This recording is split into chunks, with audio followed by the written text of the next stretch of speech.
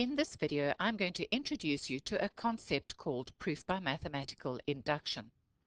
Now, if you take a look at the example on the screen, I've asked you to find the answer when I add 1 plus 2 plus 3 plus 4 plus 5 plus 6 plus 7 plus 8 plus 9 plus 10.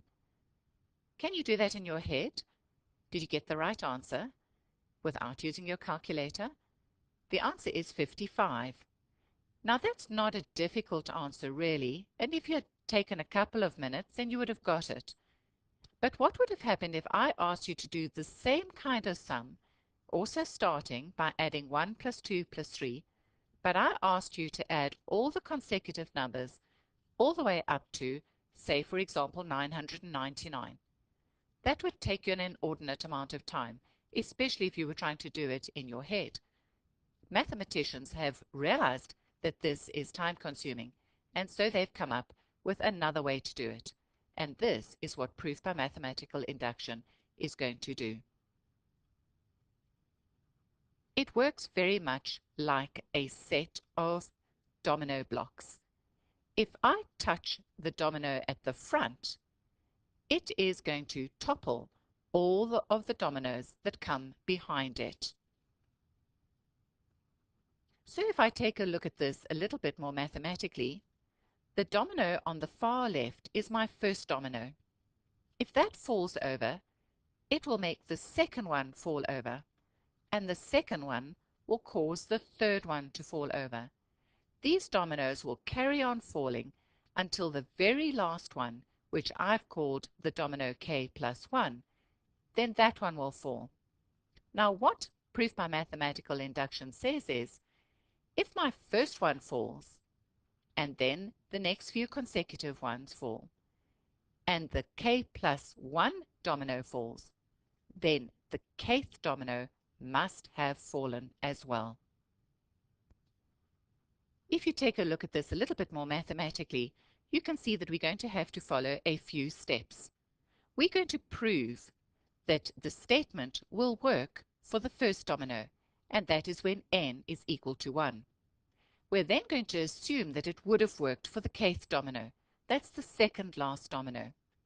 And using our assumption, we're going to prove that it works for the very last domino. That's the k plus 1th domino.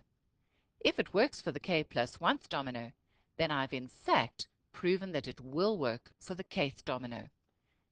When doing proof by mathematical induction, we need to follow a set of guidelines. As it is a formal proof, the guidelines are very strict, and you cannot deviate from what you're expected to write. Sometimes it may feel a little bit tedious for you writing all these words out, but as this is a formal proof, you don't have any leeway. You must subscribe to the way that it must be set out. So you're going to follow 3 steps. The first step is called your basis, and you're going to prove that the statement is true for n is equal to 1. In the second step, there are 2 parts to it. The second part is called your induction. First of all, you're going to assume that it would work for n is equal to k, and you must write that out in full. So you will write, assume that the statement is true for n is equal to k, if n is an element of the natural numbers. Using your assumption, you're then going to prove that the statement is true for n is equal to k plus 1. Remember, that is the very, very last domino. From the domino effect, if it works for the very last one, it must have worked for the second last one. In other words, the last part of our formal proof is to write up the conclusion. And our conclusion will say, as the statement has been proven true for n is equal to 1, and has been proven true for n is equal to k plus 1, the statement must be true for n is equal to k if n is an element of the natural numbers. So you'll remember in our example, I had 1 plus 2 plus 3 all the way up to 10, and I got an answer of 55. Now if I'd wanted to try and work out a little formula for myself so that I could do this for any number of consecutive natural numbers that I was adding up, how could I have done this? Well, if I take a look at 55, That's 110 divided by 2. And 110 would have been the last number that I took, which was 10, and times by the number that was just one bigger than that. One bigger than 10 is 11.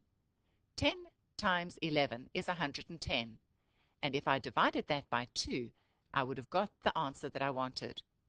In other words, what I'm saying is, if my last number was n, and I said take n and times it by a number just one bigger than it, and I divide it by 2, I will always be able to resolve this problem of adding up consecutive numbers. We're going to prove this formally in the next video.